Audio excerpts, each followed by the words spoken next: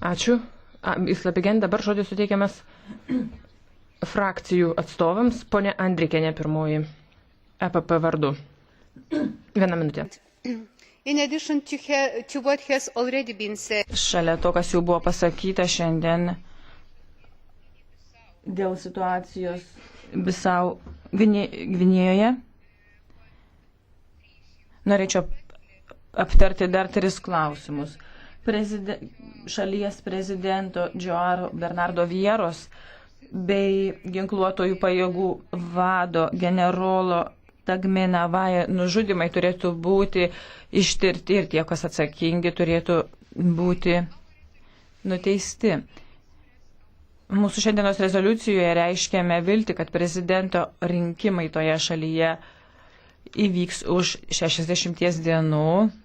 Ir manau, jog šiandien turėtumėme kreiptis į ES valstybės narės bei tarptautinę bendryją, kad šios užtikrintų, jog Bisau Gvinėja gautų finansinę ir techninę paramą, kuri jai reikalinga, norint surengti pakitikimus rinkimus.